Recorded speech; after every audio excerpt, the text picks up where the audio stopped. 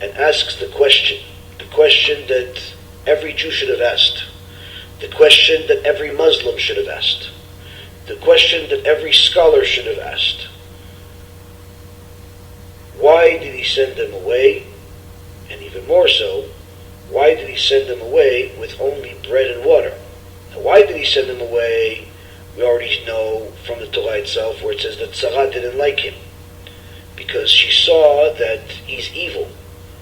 And the Midrash tells us that Sarah, the mother of Yitzhak and the wife of Abraham, saw that Ishmael was taking his bow and arrow and using Yitzhak, who was much younger than him, 13 years younger than him, using him as for target practice, where he would put something on his head and then shoot it off, and intimidating him. And as soon as Sarah saw it and confronted him, he pretended like he's just kidding. No, I didn't mean it. Yeah, but he really provoked me. You know, the language of the snake that always has excuses for what he does. Sarah knew that this is all a lie and demanded from her husband Avraham to kick him out. Avraham kicks him out, even though he loves him, because Hashem said, listen to your wife Sarah. And Avraham sends him away with bread and water. And Rabbeinu Bechaya says, why only bread and water? As it's well known that Avraham Avinu was extraordinarily wealthy. He could have sent his son away with gold, with silver, with donkeys and camels, as he had plenty of it. He was very, very wealthy. And the answer is, Rabotai Karim, says Rabbeinu Bechaya, that's because our holy sages teach us that Avraham Avinu, after he decided to do the will of Hashem and listen to his wife and send away Ishmael, HaKadosh Baruch Hu gave him a prophecy, gave him a Ruach HaKodesh that allowed him to see the future, where he saw that Ishmael's descendants are going to torment and torture Avraham's descendants that come from Yitzchak. They're going to torment and torture the Jewish people and have a hatred for them greater than the hatred of any other nation. Meaning that the hatred that the descendants of Ishmael, like the Palestinians and the rest of the Muslim people out there that are haters of Jews, the hatred that they have for the Jewish people is greater than the hatred of any other nation. One of the things that people come up and say, wait a minute, what are you talking about? But isn't it Hitler? And he's part of Edom, that they clearly hate you more. Wrong. Our Holy Torah says that the Ishmaelim hate the Jewish people much, much more. Once again, you lie about Islam and Muslims, just to suit and fit your needs. This time, I will not answer you. I will let one of your own, a Jewish Rabbi, expose you and answer your lies about Islam and Muslims. Jews have a golden history in the Muslim countries. For centuries, we live in Muslim countries. Try not to hate it. Much better than in the other countries. Oh yeah, it's true. Yeah, we burned the Jews.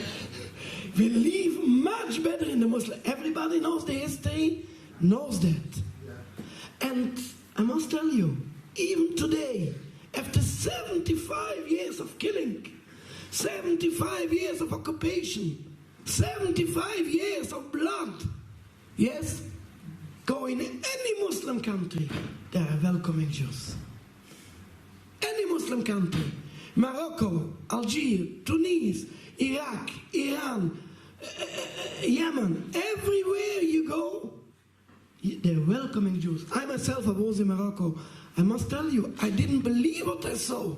I just passing the border from Spain into Morocco. Straight going over the border.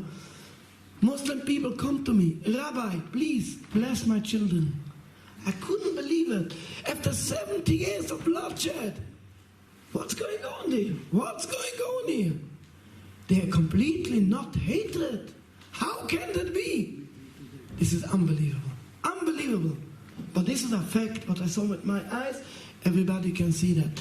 Jews have a golden history in the Muslim countries. The problem is not between Islam and Judaism. The problem is occupation.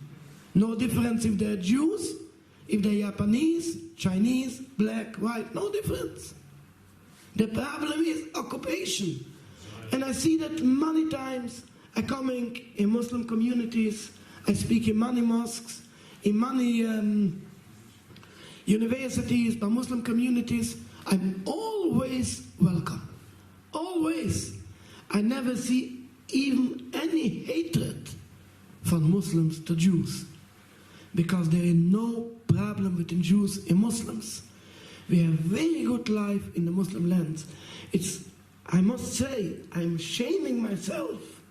Even I'm not consider myself a Zionist, but I know that a Zionist coming from the Jewish origins. I'm shaming myself instead to be so thankful for the Muslim people, for the so good hospitality in all the Muslim countries. What they're doing for the Muslims. They're killing them. They're robbing away the land from them. It's so shameful. It's really shameful. But I hope, and I'm sure, it will come the day that the state of Israel will come to an end. And it will go back to the Muslim people, and then Jews and Muslims can live together in harmony and peace in Palestine as Muslim citizens. And I must say, our rabbis visited many times already the leaders of Fatah and the leaders of Hamas. And they both declare, we have no problem with Jewish loyal citizens. As long as you haven't got aspirations to take over the land, you are welcome here in our land in Palestine. And we know that it's true. We know that it's true. And I saw that in my eyes, that even today's day, a Jewish people going to Morocco, he is welcome there. It's unbelievable. There is no hatred for Jews. This is complete false Zionist propaganda. The Muslims want to kill all the Jews. They want to throw all the Jews into the sea. It's something like that. They're just making a big propaganda to bring in the Jewish people into their agenda. That even you are against Zionism, but if you are not siding with us, you will be killed by the Muslims. They want to kill all the Jews. This is completely untrue.